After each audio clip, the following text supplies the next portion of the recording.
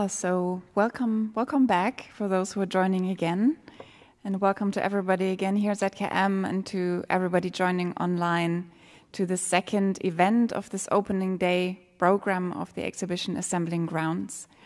My name is Mira Hirz. I'm together with Daria Miller, who spoke before, curating this show that we're opening tonight, and I'm also very pleased that I have a few guests here with me.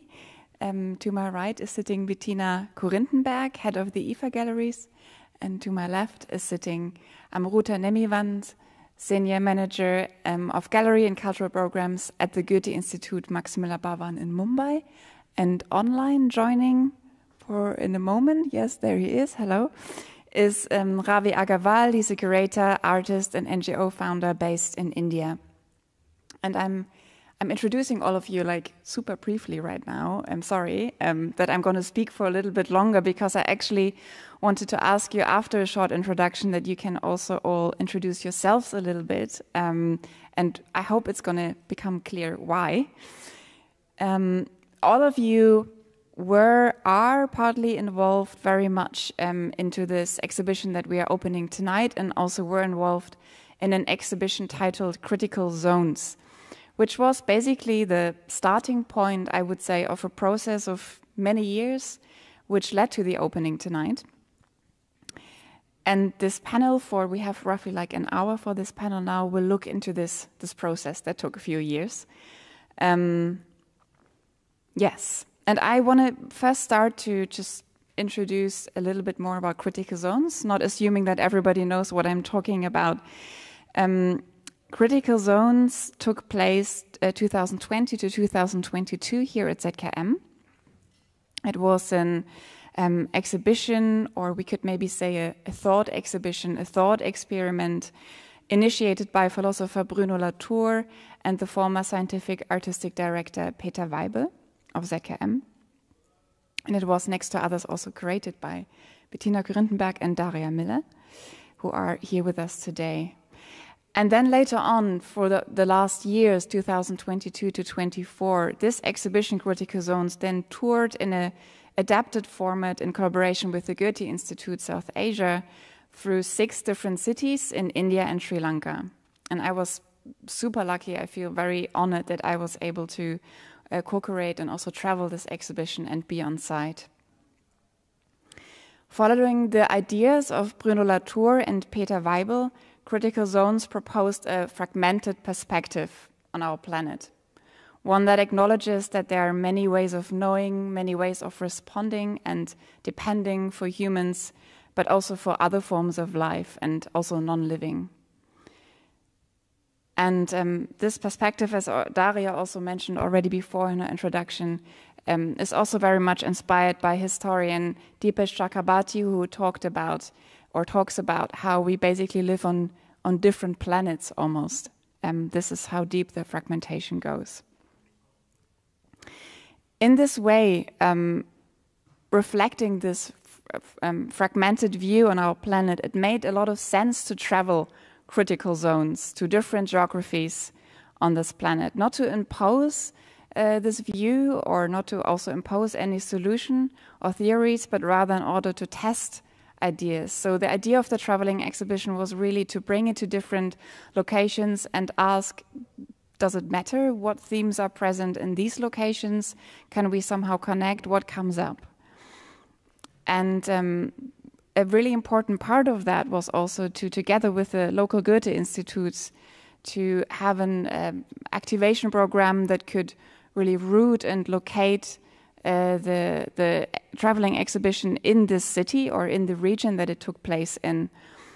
And what feels really special now is that we got to know all the positions of the exhibition Assembling Grounds that we are opening tonight through this activation program, through really engaging with local communities, the local Goethe institutes, local artists, scientists, activists, and so on. So it feels almost a little bit like opening Assembling Grounds tonight is closing a loop of an exhibition that traveled but changed a lot throughout this time. I'm also telling you all of this because I think the point of this panel tonight is to ask the question, what can the format of an exhibition, maybe the format of a traveling exhibition, but generally the format of an exhibition, and what can cultural institutions in general do in the face of these fragmented views on our planet, in the face of the divisions that grow deeper maybe between human beings, but also human and the non-human beings, in face of the many crises that are shaping this world. And talking about critical zones, talking about traveling it, talking about opening assembling grounds tonight shows that there are many titles, many different formats, many different people involved. It's about working long term. It's about trying to continue relationships. And this is also why I invited all of you to speak tonight, because I know that you're engaged in similar ideas. So much from me. I would like to hand over the word to you now and maybe ask if you could introduce yourselves a little bit, if you're affiliated to an institution, also your institution, and maybe shortly say how you were involved in Critical Zones in this traveling exhibition. Ravi, would it be okay to start with you as our online guest? Oh, sure. Thanks. Can you hear me? Yes, really well. Okay, thank you, Mira. I'm sorry from the screen I seem to be overpowering everybody else. So I'm just the same size as everybody else here in the room. But thank you for inviting me, and thank you for hello to Bettina and to Amruta, and also to Daria, I guess, who's somebody in the audience. I was part of the Critical Zones in South Asia as a contributing artist, but also who helped activate the programming and the activation of the exhibition.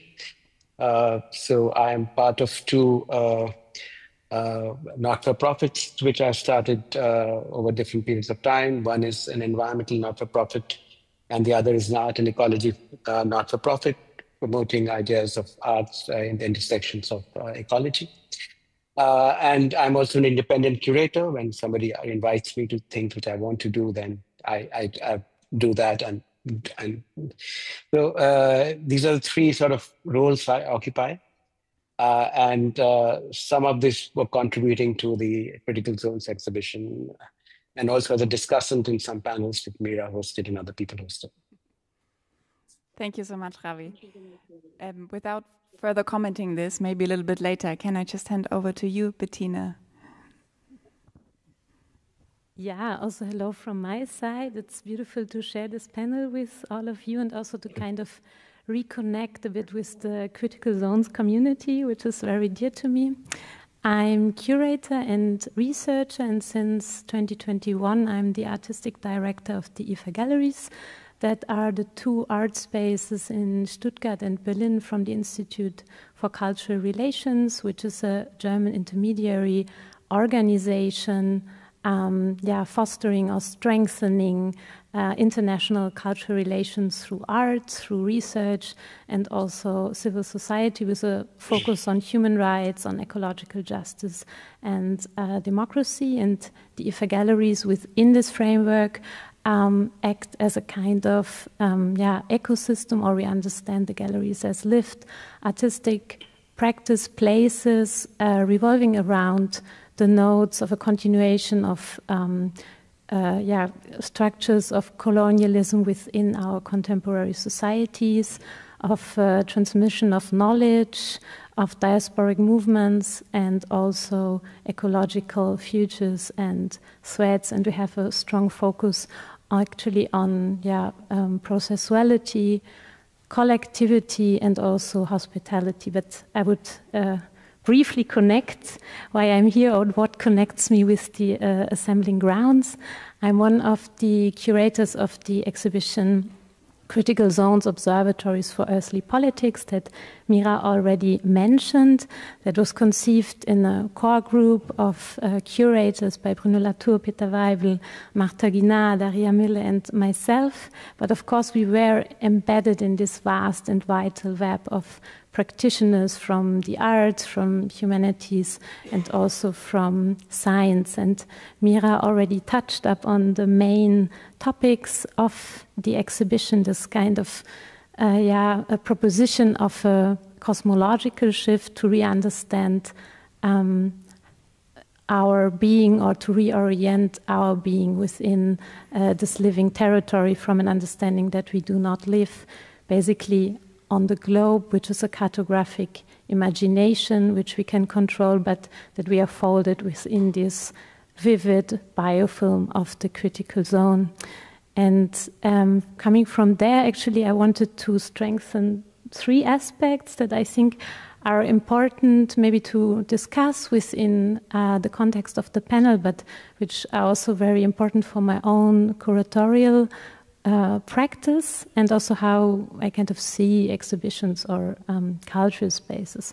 That was one, the collaborative and collective outline of the exhibition project. So we had this core group of curators, but this was complemented by the Critical Zones Committee, which was a transdisciplinary board of practitioners that we worked with the Critical Zones study group, and we have also some of the study group here tonight, and which was a seminar led by Bruno Latour at the art school.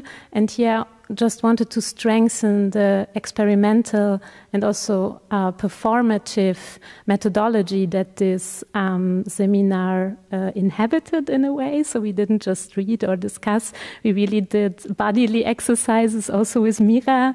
We did rehearsals, restagings, and also experimentations in speculation. And also the Critical Zones Network, which was a network of local practitioners here around Karlsruhe, with whom we built up a vast network to activate the exhibition within and outside the exhibition space. And the second point would be the feedback or the resonance of the ideas and the practices of the exhibition within the institution itself. So actually to take seriously these ideas of care and reconnection and responsibility that we also heard in the talk before within the structure of the institution itself, which is very beautifully articulating in the Orchard project, conceived with the artist Stéphane Velli-Bottero, and which is also very prominent in the opening program in these days, which actually was a commitment for the ZKM to care for and to restore an abandoned orchard. So also there's a lot of energy from the staff going into that, and commitment, and also an expanded idea of what care can mean in the framework often of a museum, not only caring for artworks but also for the surroundings and the knowledge that is there. And the third point, very briefly, the Critical Zones digital platform, which was meant to complement the physical exhibition, not to replicate, and really to understand the characteristics of the critical zone through the potential of the digital, and to often experience of this ever-evolving and transforming biofilm within the digital. So every time you enter through a different keyword, you are within a different setup of the exhibition, actually. And I think this is also interesting in terms of international community and accessibility. Yeah, I wanted to share that to introduce. Thank you so much, Bettina. And I think it's wonderful you already touched on different formats of exhibiting, but also of making exhibitions and of collaborating. And I think we're going to come back to that in a second. And I kind of want to hand it over to you, Amruta, also to introduce yourself and maybe also, what you did in the Critical Zones traveling tour and how you experienced that. And also, speaking of formats, what a traveling exhibition for you meant. Also, it now looping back to Karlsruhe in a very different way. Maybe you want to share something about this. It's on. It's on already. Yeah. Cool, thanks. I've been working now with the Goethe Institute for quite a few years. And to be very honest, I never understood how complicated working for the Goethe Institute is till I started working there, simply because you always have to maintain a balance because the organization is internationally present. So when you're there, you have to make sure that you have a balance of a German representation, but also be very, very thoughtful of your local context and stuff like that. And I think when it comes to critical zones, that was beautifully managed by all of us. We were all equal partners, and we also managed to involve a lot of our local artists into the exhibition and all the different formats that we worked with. And that's why it's been so enriching as an experience.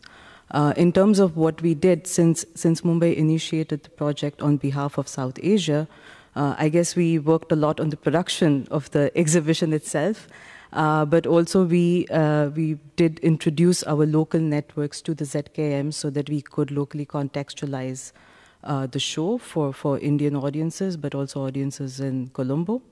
So that meant working closely with you, with Daria, and that's how we permanently included works of Ravi, Rohini, and Sonia into the show. And I think I worked very closely with you on the activation program for Mumbai, but then I think all my colleagues in the different institutes also worked closely with you as time went on to sort of localize and activate their own exhibition spaces as well. So yeah, we can stop now. Thank you, Amruta. And thank you all for introducing yourselves. I maybe want to just continue a bit these threads of the different formats and dive a little bit deeper into asking, what formats do you feel when it comes to exhibition making or presenting art or engaging with art, whatever that could be, what do you consider useful, or what do you consider are the challenges when it comes to addressing topics that were present in critical zones around coexistence, what we also were hearing about in the talk before. And maybe I want to give this again to you, Ravi, first, and please all continue this conversation if you'd like to, because I know that you're at the moment also very heavily engaged in the Bergen Assembly that you're convening and opening in September. And I know that you've also been there thinking a lot about formats and what formats make sense and what exhibition making you as a curator and artist actually means. Yeah, I mean, that's a good starting point. Thank you, Mira, because the Bergen Assembly as a format proposes another format than the typical triennial or the biennial, and it was an outcome of the biennial conference in 2009, where you questioned the idea of what art should be and how it can be formatted. And I think that's a very critical and very difficult question, because I would like to actually put into play all the words which we use: cultural, institutions, art, because I think, the way we think of culture, we really have to think of world makings. And culture is not something you can include very easily from one to the other. Culture, what we call culture, is how people make worlds.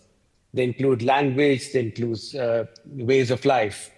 And these are also the way we produce worlds in which we live. So when I was working with the fishing community for a long time in South India, you can see that how entangled everything is, how entangled the idea of what's happening to the sea, how entangled their idea to the idea of language, what they think the sea is. These are all sort of very integrated terms. They're not separated. So, this way in which we think of nature and culture separately is really a problem. And how to think of it differently means you have to include, listen to worlds which we may not fully understand. And we have to accept the fact that the worlds are very different and they're not all translatable. And at best, we can touch on differences. And I think that these are almost like ontologies of being, And I mean, even if you think of how we separate in museums, nature and culture, I would argue that natural history museums, nature or culture, because they are put in departments of natural history in terms of science, but actually they are relationships from which these animals come from are very cultural. They're not separate. So these separations are very deep in the way we think of Western institutions, and Western institutions really form the core of how we think of institutions globally. And I think we need to really think about the words which you already use in this particular iteration of the critical zones right now is, I think, on assembly, different ways of assembling things. And I see a lot of exhibitions which are happening, which bring in other ideas of indigeneity or cultures into them, but they still remain the other. There's very little possibility of going across and even saying that these are not really understandable. They point to very different worlds. So I think thinking of heterogeneities and assemblages and not necessarily saying they all you can translate them into something you understand, but to accept them as multiplicity is where I would start. And I think these are, I would even argue that the very deep violences we are seeing today in the world have very deep histories of different kinds of separations, and our inability to tolerate, inability to listen, inability to accept differences is really something which we cannot live with in any future scenario. And so it is something which we need to put into play. And institutions, of course, are very, very important. They hold the fabric of things together, but they can also be drags on things. They can also be so bound to themselves that they're not able to unbind and to think. So institutions have to be porous enough and to be reflective enough of who they are and what they represent and what values they are trying to bring in. It's not just, the fancy words of decolonization of something, because those words need to very, very deep, going back to something we may not want to go back. And as the question you posed to me in another communication with Nimira is about what are the universals in those differences.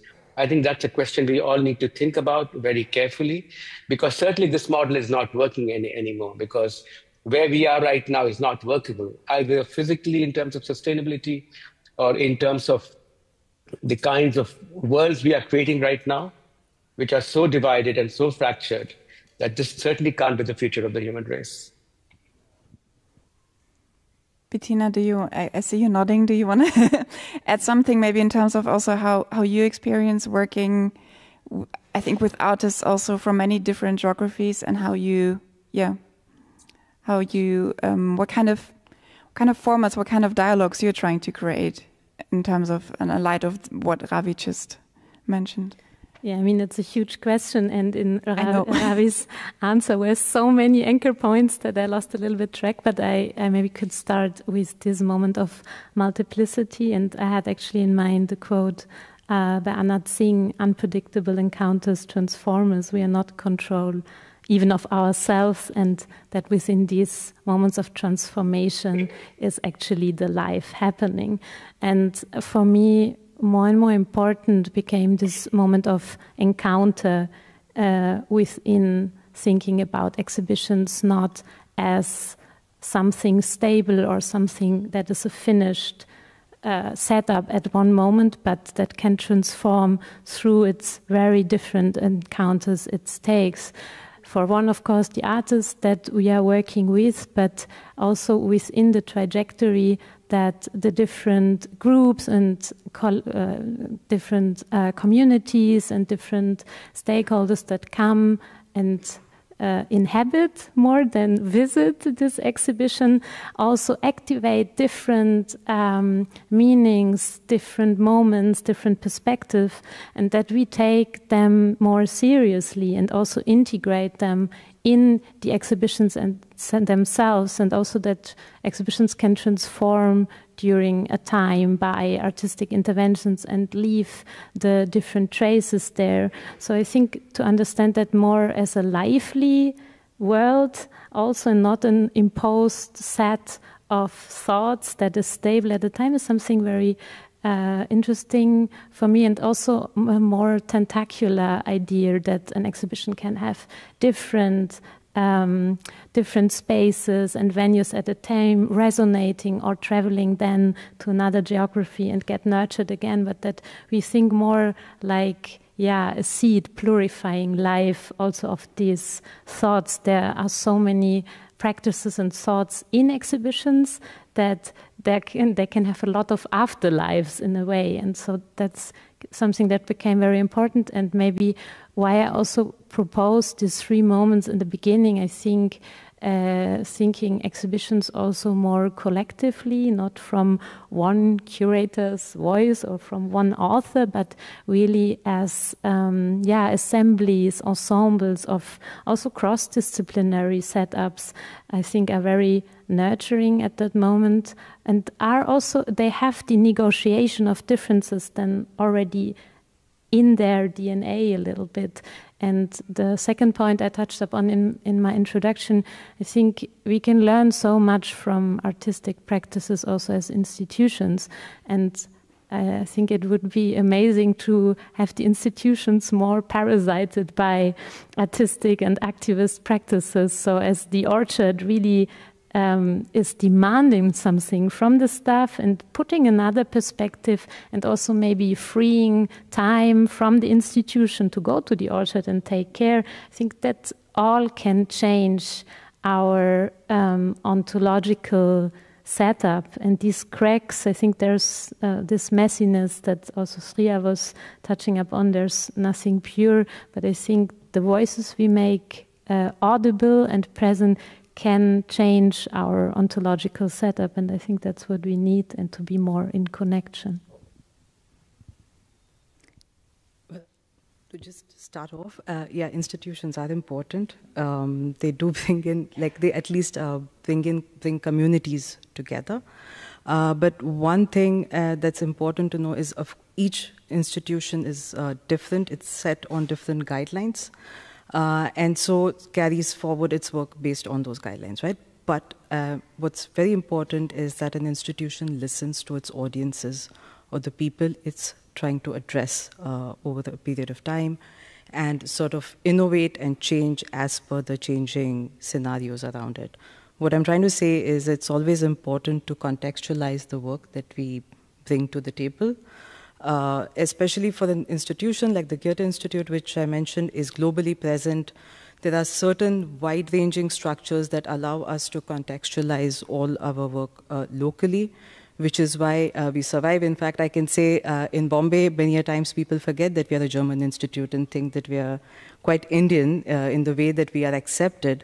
And that's because we are what our partners make us in many ways. And I think that was very, very visible in the way Critical Zones came about, because the number of actants who came into the exhibition at different times, speaking absolutely to the criticality of that city. I think one example is Parag and Stefan's collaboration, which was with the local Koli community. And I don't think maybe 15, 20 years ago, we would have actually imagined a Koli performance in a museum, and then it traveling to ZKM, and this entire journey that has happened, and all revolving around a very, very complex problem that Bombay is facing at the moment. And we were able to travel it not just back to ZKM, but I, of course, had this opportunity to work in ZKM, but also the fact that we could take it to Calcutta and Delhi, and then audiences over there could think about their local context through this work. So I think institutions help build context, they help communicate certain ideas, they bring about a certain exchange.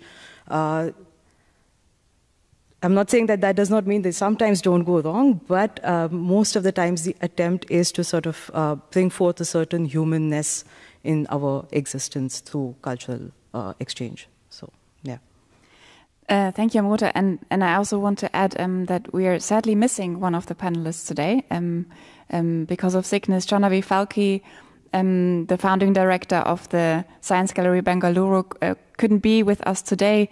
But at this point, I would have asked her to please explain a little bit about also her concept of the living exhibition, because how I experienced it, what's really special about how she runs the quite new Science Gallery in Bengaluru There's a big focus on the art mediation, and a lot of the exhibitions are really run as laboratories. So as an audience, you would go inside and you would have stations where you can experiment, where you can interact. And I think the aim is to take the feedback of the audiences or of the users in that way quite seriously, and also then integrate it and change how they do the next exhibition and the next run. And they do train their art mediators also over, I keep forgetting, but I think it's like 3 months or more. There's a training dedicated over that for that specific exhibition. So there's also a way, which I hear a little bit from all of you, that there needs to be a lot of dialogue, a lot of interaction, a lot of feedbacking, and the openness and porosity of a format to be able to take in and change over time, which seems to be important. Which would maybe also lead me to one more question into the round before I would also open it up to the audience, which would be about a lot of the artists that now are through this whole process coming into assembling grounds, which we are opening tonight, are really developing a lot of concrete tools or concrete projects, how to, maybe referring to what Ravi said, think about ways of building new languages or building very local languages, but that could maybe also be in correspondence with other local situations, trying to think about ways to preserve, gather, collect specific ways of living in a locality or in a situation or in a community. And my question is there also quite, I was thinking about it a lot while curating together with Daria, assembling grounds. What does it do to these kind of collections of knowledge to then be brought into a space that is institutionalizing it in a way? And I guess it can bring some kind of recognition, it can bring some kind of value, but maybe there's also a risk, or always the question of what is included or what's not included. And this is not really a question, more a comment, but maybe somebody wants to respond to that or not. I guess that's where the responsibility comes in, right? And that's where I think what Bettina said about not having a single person take decisions, but always take decisions in a collaborative manner, kind of helps. That being said, you can't include everything, but you have to be extremely sensitive about what you're not able to include in a certain conversation. And then sort of see how you can build on certain inclusive practices as you move forward. So I would start with that, and maybe Bettina wants to. Yeah, I think that's also always to contextualize, but a lot of artists that we are working with are kind of bridging with or working for a long time also with indigenous communities, and this is a highly sensitive context and topic for, of course, and here it is always, and this is also very much in the responsibility, of course, of the artist, really having a feedback and a conversation with the community, which images can be shown or cannot be shown, which is included, and how it should be displayed. And actually we have also quite a lot of constraints that are put sometimes, that you cannot film, that you cannot put them in the internet, because the internet is really a space where it can get dangerous for them when they are displayed there in a way. So we take that very serious, actually. So it's really a responsibility in that sense that we really try to nurture. And I think there's also what is important, not everything needs to be transparent. There's this right of opacity, and that we also understand that from this more Western trained mind, that you don't need to understand everything and reveal everything, but that things can keep in the opacity they need. I think that's quite an important key there. Ravi, do you want to add something? Yeah, I'm interested in how, no one exhibition can do so, because we are talking of very deep differences and what exhibition making can achieve. So it's not a one-time job. It's actually questioning the whole framework pedagogic frameworks through which we operate. And the pedagogic frameworks through exhibitions are proposed and then made. So I think the intent of that exhibition is equally important than what you choose to bring in that intent, which could be a sample of things. But I think this question of what is lost and what is indigenous is a question which I don't like these words very much, because I think the question is not they're outside of something. The question is we don't have the frameworks to understand them. And the problem is ours. The problem is not that, because and it's a deep historical problem of how we have relegated something to be indigenous. Now we would include it in something central. And I disagree with this idea of inclusion into something. What is the sanctity of the centers through which we're trying to include things in? We don't have the frameworks to see the different worlds in which these exist. And these worlds are so different that the priorities of these worlds are different. How the worlds see the relationship, how the communities see the relationship to the world changes with the worlds they make, and what you might call cultural worlds or knowledge worlds they make. So I think that there is a huge flattening. And if you think that one exhibition can unflatten it, we are being very ambitious. But I think to say that we have to unflatten it, there is no other way to unflatten it. What kind of conversations can we start of practices which are unlike each other, may not understand each other, and what might emerge with these, as Bettina said, the encounters? And can the exhibition be a place for emergence and encountering rather than of showing? You know, can we be experiences of encounters and difficulty? And, you know, the famous quote, staying with the trouble. Can we be in that trouble? And I think exhibitions can help you stay in that difficulty rather than saying, here's a resolution to something. I think we're on the right path. Because right now, this is where we are as people, as a community, as a global community, this is where we are. And the way the fractures are widening is not productive. And I think we have to get to productive conversations, not isolationist and reductive conversations. And increasingly, the violence is because of reductive ways of understanding each other. And this doesn't have to be the case. And I think I have great faith in art, what we call art, you know, and what may not be called art in other societies. Art is also a word which emerged at a certain point. So what we call art, this idea of connecting in complexity, affective connecting, where everything comes together, embodied in something. I have great faith in this possibility. And it's why I think it has more possibility than, look at the nature question. This has more possibility than all the UN institutions put together, which are not moving. I mean, there's a complete collapse of global institutions, right? Oh, we can't hear you, Ravi. Now you're back.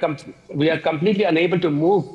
So I think we have to really think about other ways and find about, and I would use the word which is used a lot, but I really believe in this idea of bending down and listening again and learning to listen, which is almost like an exercise of how to listen. So the challenge is big, but if we can't do it, who can? It's within human ambit. No, I just maybe wanted to add that I think it's also this, that thinking through contradictions is highly creative in terms of life and life production in a way. Silvia Rivera Cusicanquia, my Aymara sociologist, she's really putting a lot of emphasis on that it's not about harmonizing or mixing or whatever, that we can stay with the differences, but also get that as a creative force that transforms, a little bit what I think Ravi also said, and not stick in this binary, but see it as a transformative force. I'm taking the key point of transformative force to maybe open this up to the audience and see if somebody has here in the space or online, a question, a comment, an opinion, a contradiction, something to add.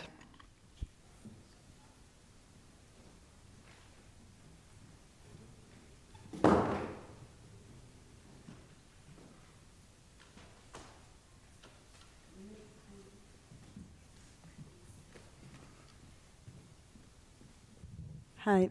Thank you very much for this reflection about exhibition. I'm Florence Rudolph. I'm not a curator, I'm not an artist, I'm a sociologist. I work on environmental issues since long time, and you know, I like it very much because it's a real challenging question, and there is something I was thinking about the distinction between.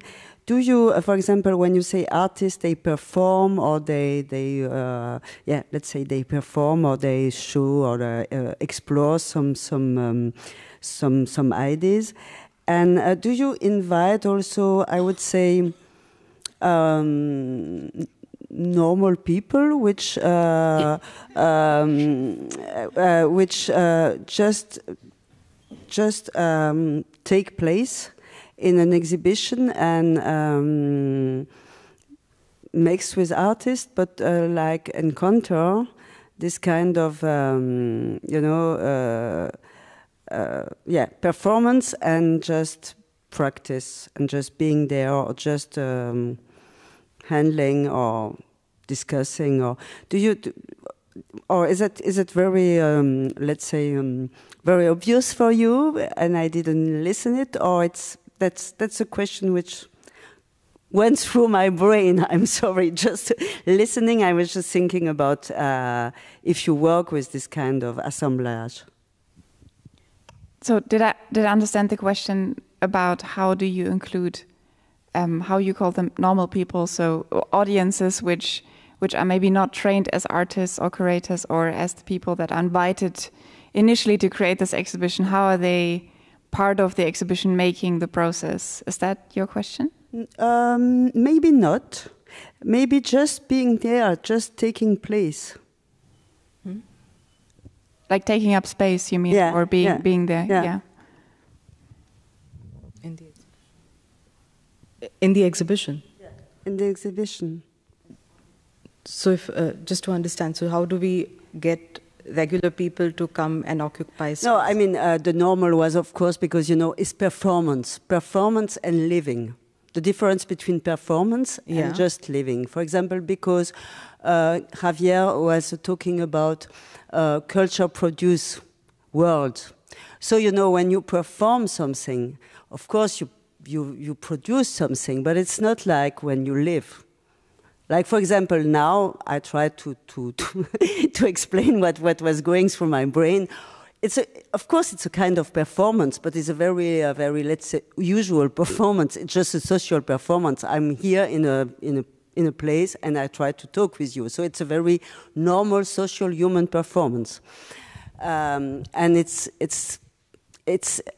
My question was just: do you try, or do you had this question to say, okay, I could invite some, let's say, people. I put away these normal people, just which don't say I'm an artist and I perform, and make some assemblage inside the exhibition. Yeah, that's what. Okay, yeah. So, no. Yeah, we tried to do that with Critical Zones, actually, because we opened it up to like people who don't usually visit or go to exhibitions by trying to develop certain formats that had just a very vague relation to the exhibition, but just made them curious enough to come inside. One very simple example I could give is that we had these walks around our own institute. So in Bombay, we had the exhibition in our own institute, which is in South Bombay, which was developed very much in the colonial times. So it has a lot of trees that are not native to Bombay.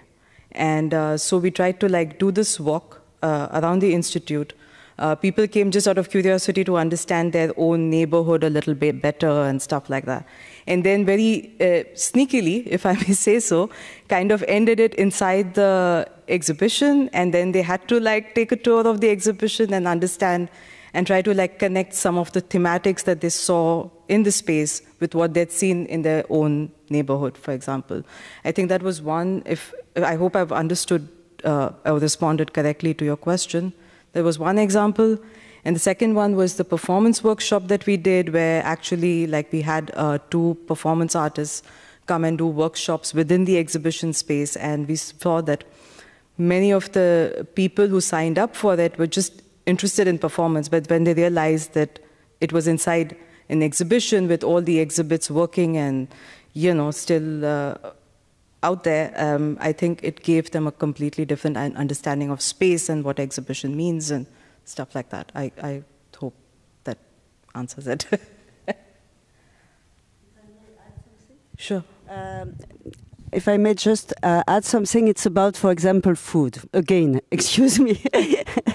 But for example, if in our exhibition, someone or some people who would cook together. Yeah, well, actually, we did that with Parag's performance. We couldn't cook on campus because we had too many fire restrictions, but Parag did activate his community, and they did bring in certain, they did cook certain recipes that are now that are very typical of that community, and people did eat together. And I must say, it's a lot of people who attended the performance because it was about mummifying Bombay duck. So there were a lot of people in the, and Bombay duck is not a duck, it's a fish, just to let you know. A lot of people who attended the performance were just, again, like our audiences and stuff, but who had probably never eaten Koli cuisine as well. So there was a lot of excitement about that. And I would say the food was the start of the show. So, yeah. And maybe I can also add something to your question, because for me personally, also I feel the engagement with the local orchard here, that's also part of the exhibition, is maybe also another example where for me this engagement, this kind of almost spontaneous coming together of different people, for me works quite well and is important and is recognized as something that should happen, and also recognized as something that does not always happen inside a museum space so easily maybe. And I think it connects very well to the how Stefan Botero, who's the artist who initiated this as part of Critical Zones 5 or 6 years ago, also thought about it, is that it's kind of an extension of the museum space, but at the same time, it's something very different. It's also a public space. It's not like closed off with a fence. You can go there anytime.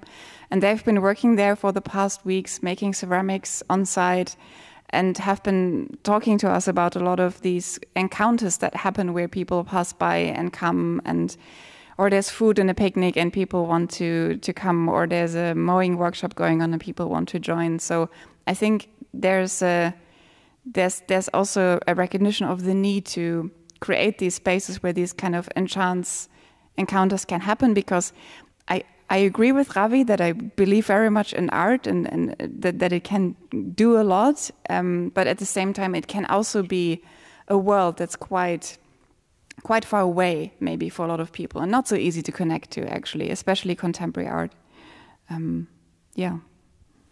Yeah, and maybe touching up on that point, cooking is a very recursive practice we have at the galleries, and actually we had one project where we transformed the whole gallery into a common kitchen place for 11 days, working with communities but also with local artists, and that was one of the most amazing experiences that I had, actually, because there entered so many people that had never come into this art space and connected through various strata, and it was very much about actually stories of migration of plants, of food traditions, of how they merge, of how we cannot speak about an origin, but of resonances actually, and that differences.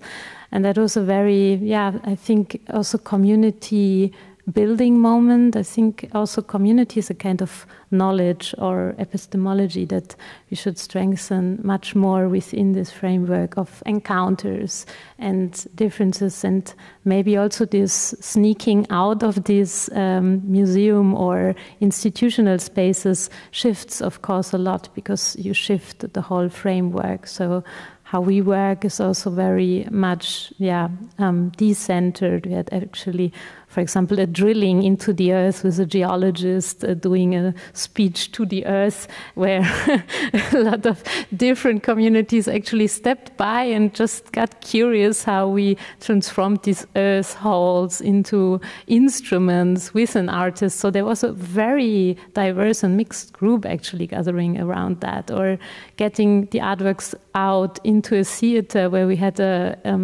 improvisation of sound with these instruments which in the art space you cannot even touch, but there you can play them. I think we need more of this, messy moments maybe.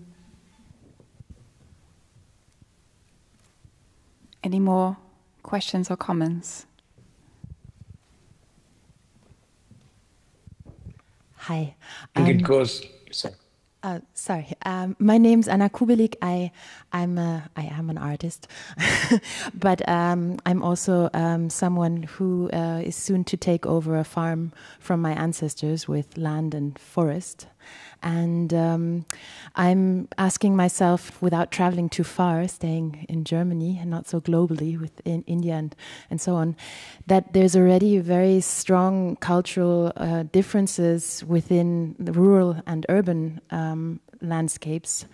And I think this question of normal people is a very valid question, because if you step into a rural context, you have the artistic, or the word artist, becomes something very estranged to people in that context. And I'm very curious about also sort of with staying in a sort of other type of trouble maybe, but in this question of how to find also connection or connectivity within staying in a communication with, on one hand, what I understand so far from the exhibition, and I'm not sure I fully understand because I haven't seen it yet, so I'm very excited about that, is that you've brought sort of the natural, the nature back into an urban environment in order to also find some kind of communication.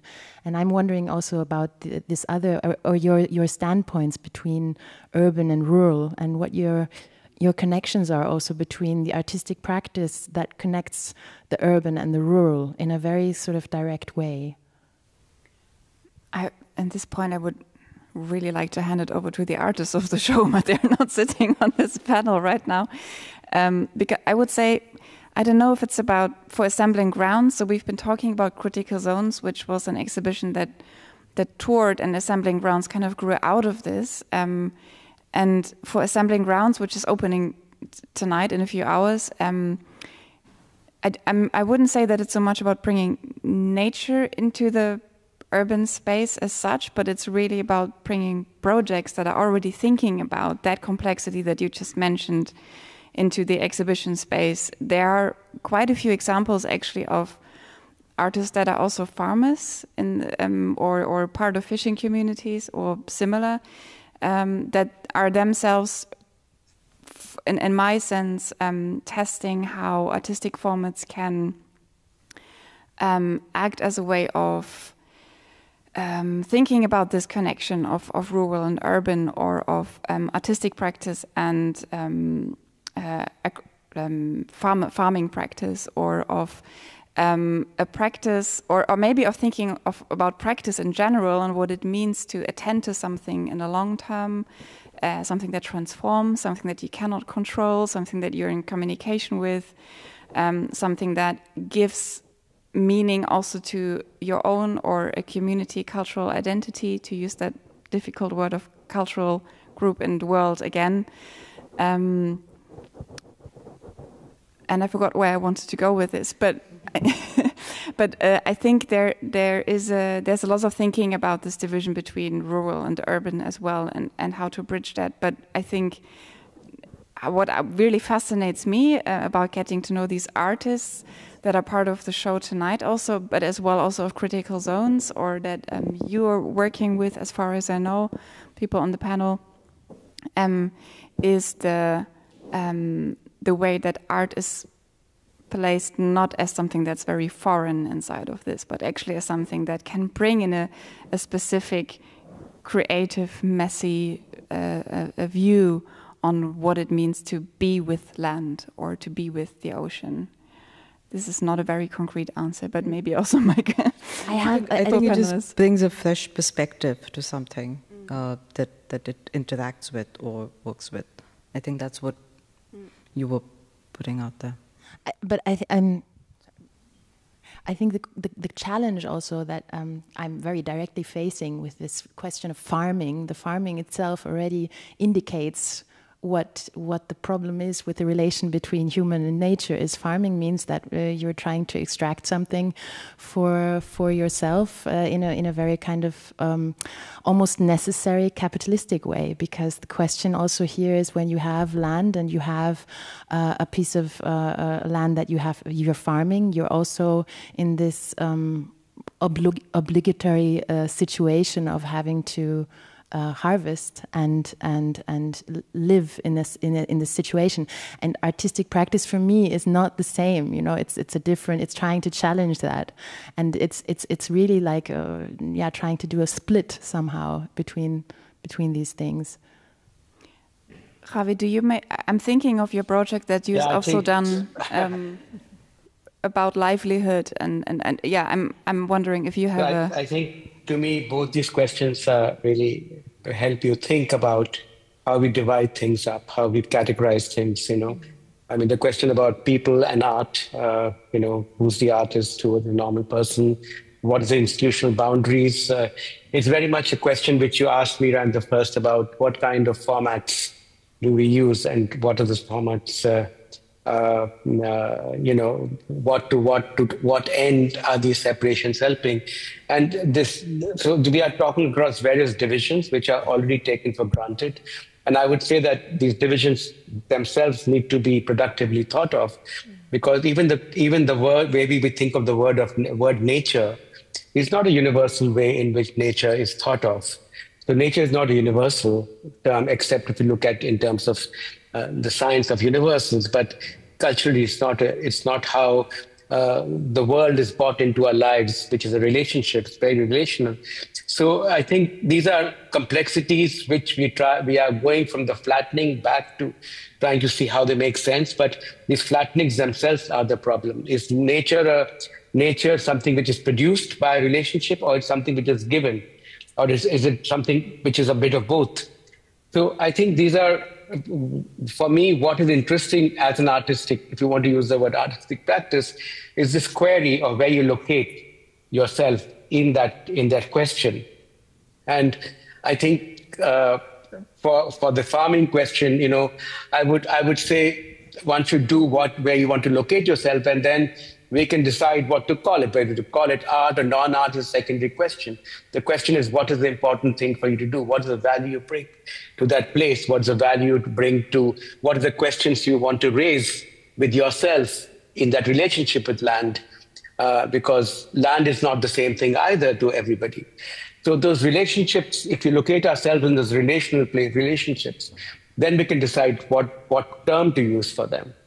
And I think I'm suggesting that we have to go back very, very much to a drawing board stage.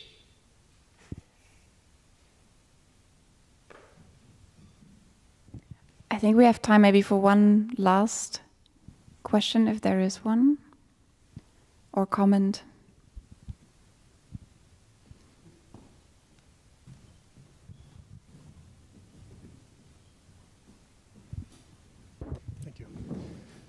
Hey, Ravi, that's Daniel. We made the panel in Copenhagen. Yes. Good to see you again. And sorry for the follow-up question. I know you just said something, but I was thinking about that many things that have been said today, not only from you, but was actually how can we challenge the classical dispositive of an exhibition? Because if you see it people do challenge the exhibition since 40 years or longer. But how can we come over this another dualism between the subject and the object, that things are exhibited? And it's much more now what we heard today about participating, opening up the space for people, for non-humans as well, to actually tackle this distinction or dualism between object and subject. So I guess the provocative question is, do we still need the notion of exhibition? I mean, Bruno Latour and Peter Weber tried to tackle that with the notion of thought exhibition, derived from thought experiment, but it still has the word exhibition in it. Do we still need the notion of exhibition? Or maybe do we need another term for that?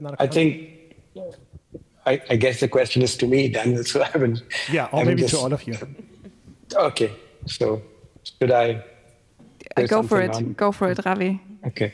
No, I'm just sort of thinking, and I think that if we are suggesting that we have to make some proposals, then these proposals have to be put out there, and these proposals have to be encountered.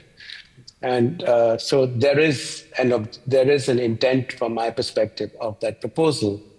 And it can have an exhibitory form, it can have other forms, you can call it different names.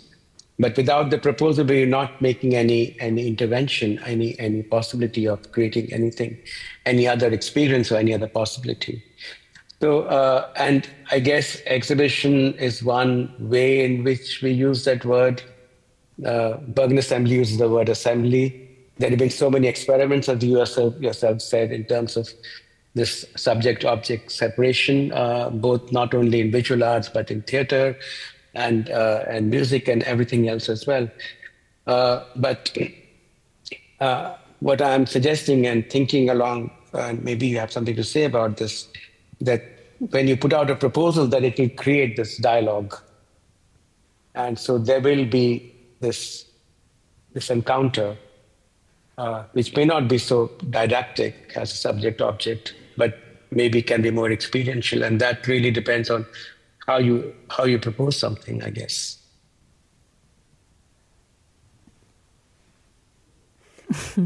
Yeah, so I don't know if we don't need to abandon actually the word, even if I always, when I talk about the way I work, I really don't like to say it's an Ausstellung, ich stelle etwas aus, I exhibit something, because it's taking a bit up or the liveliness that we want to create. But I think a bit in the same way that these tensions can crack open questions and discussions around it. And I think it's also not of replacing one word with the other. I think words and languages are shaping a long time, so maybe in a couple of years we change slowly to another setup in that sense, but it's more also, I think, an understanding of how you navigate time.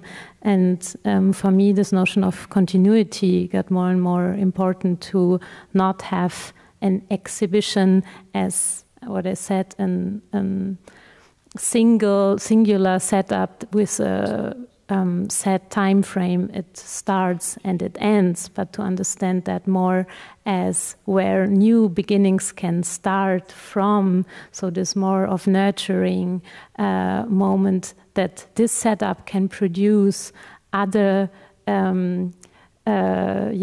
constellations that come abroad from that certain moment in time, and other questions, and also relationships that can come together in this moment of encounter, or more as a learning environment. I think that is something really important. And actually, I came a couple of months maybe or across that this term of innovation, coming from innovare, does mean to renew or restore. And I think if we understand this term of innovation more in something regenerative and recursive, something that can loop back and come back, that's also very fruitful for our times to understand. Do you want to add something, Amruta? You don't? No. No? No, but I just think that I look at exhibitions as places of regeneration, actually, because I think with, with the end of every exhibition, sort of you have like a creation of certain ideas that move into maybe not another showcase, but of course like more cultural production, more communication, encounters and things like that. So I've never looked at exhibition as a set time frame thing, which kind of has a very straight up, just a audience and object kind of a thing. I think people interact with work and it sort of like takes in new ideas and takes that forward rather. So that's just my take on that. I'm taking the liberty of also adding a last word. Because of the subject-object divide that you talked about, Daniel, I think something that I've also been interested in for this show together with Daria is to think of the exhibited artworks or objects, to take your provocation also more as traces of something that is actually also happening elsewhere, much longer term. So it's not something that summarizes and captures something in its entirety. It's completely impossible. It's really just hints to something. And that for me, hopefully, is tangible within the space. And through that also creates a dynamic where this interaction, where this continuity that you've been talking about, this proposal, is rather something that comes through than this is an object and I contemplate it or consume it and then I leave as an audience. But as we're opening soonish, I leave it to all of you who are here to decide if that works or not. I think, we probably have to finish here. Thank you so much, Amruta, Ravi, and Bettina, for being here with me on the panel. Thank you all for your questions and for also the online audience to be here, and for everybody who made this possible today to have this program. And if you want to stick around, I think in 45 minutes we have the official opening with some speeches, with the performance, and then finally also the opening of the doors to the exhibition itself. So if you can, stick around. Thank you.